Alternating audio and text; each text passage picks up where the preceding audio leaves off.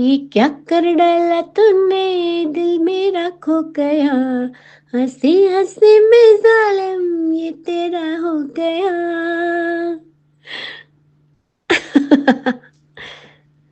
ये गीत है मधुबाला की फिल्म का। और ये जो हंसी है, ये हंसी मधुबाला की, जिस पर कई किस्से और कहानियां बन गए हैं।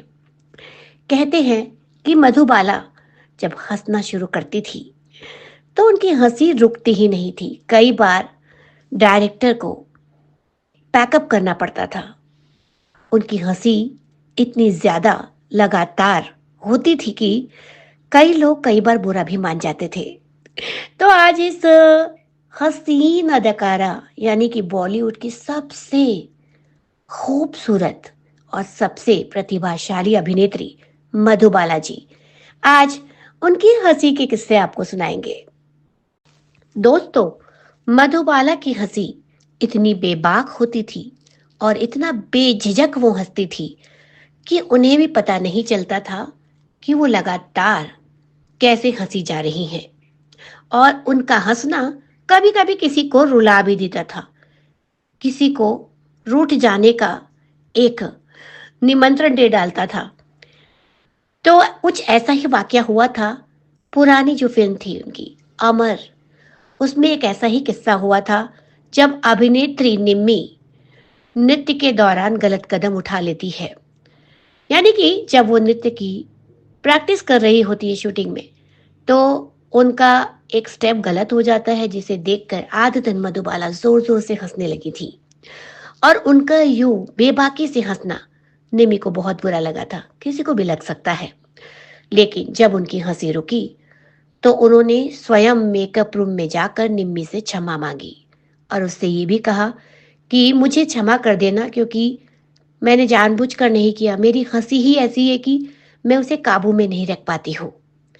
अब आपको सुनाते हैं दूसरा किस्सा। प्यार किया तो डरना क्या, जब प्यार किया तो डरना क्या। जी हाँ, आपने बिल्कुल सही समझा। ये गीत है मुगले आजम फिल्म का।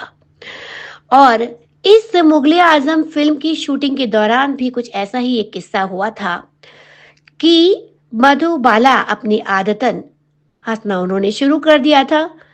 कुछ ऐसा हुआ था कि इस फिल्म की जो दूसरी अभिनेत्री थी निगार सुल्ताना जी, उन पर एक शॉर्ट फिल्माया जाना था और उन्होंने कुछ गलती कर दी थी। आदतन मधुबाला हंस पड़ी और लगातार हंसती रही।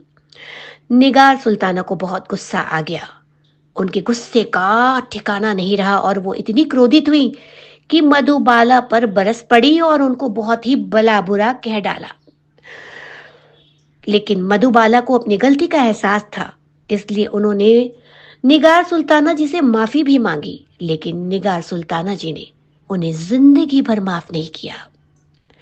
तीसरा किस्सा है कथक सम्राट गोपी कृष्ण जी का, जो कि उस वक्त मात्र 16 वर्ष के थे, लड़के थे, 16 वर्षीय। और आरसी तलवार जी की एक फिल्म थी संग दिल, जिसमें नृत्य निर्देशक के रूप में उनका चुनाव किया गया था और मधुबाला उस फिल्म की अभिनेत्री थी। तो उनकी मुलाकात मधुबाला से होती है, यानी कि गोपी कृष्ण जी की मुलाकात मधुबाला जी से एक स्टूडियो में हुई थी, रूपतारा स्टूडियो। और गोपी कृष्ण जी ने मधुबाला से पूछा कि क्या वह ताल सीखने के लिए तैयार है। बस इसी बात पर मधुबाला जोर से हंस पड़ी और जब वो नहीं रुकी हंसते हंसते, तो गोपी कृष्ण जी ने उन्हें एक धौल जमा दिया। लेकिन जब उनको ये पता लगा कि ये तो बहुत बड़ी स्टार है जिनको उन्होंने डांट दिया है, तो उनको बहुत बुरा लगा, उन्हें खराब लगा और वो खुद डांट खाने के लिए तैयार हो गए थे। लेकिन मधुबाला बोली कि मुझे भी नहीं मालूम था कि आप इस फिल्म के नृत्य निर्देशक हैं। आप तो बच्चे जैसे हैं और निर्देशक भी बन गए। और ये कहकर वो फिर से हंस पड़ी।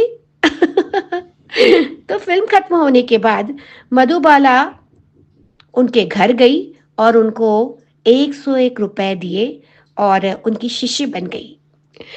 तो संग दिल फिल्म का ये गाना उस वक्त हर टूटे प्रेमी के होठों पर होता था और उसके बोल कुछ ऐसे थे। ये तो चले गए ए दिल, याद से उनकी प्यार कर। ये तो चले गए ये दिल, याद से उनकी प्यार कर। तो ये बहुत ही मधुर और प्यारा गीत है, लेकिन जाते जाते मधुबाला का वो गीत हो जाए जिस पर सब फिदा है, पूरी बॉलीवुड इंडस्ट्री जितने दर्शक हैं हमारे, सब फिदा है। वो गीत गुनगुना कर मैं आपसे अनुमति लूंगी। आइए मेहरबान, बैठिए जानी जा, शौक से लीजिए जी इश्क के इम्तिहान। आइए मेहरबान। तो चलूंगी आपसे, फिर मिलूंगी जल्दी ही बॉलीवुड की कोई अन्य दिलचस्प खबर या किस्सा लेकर। तब तक के लिए नमस्कार।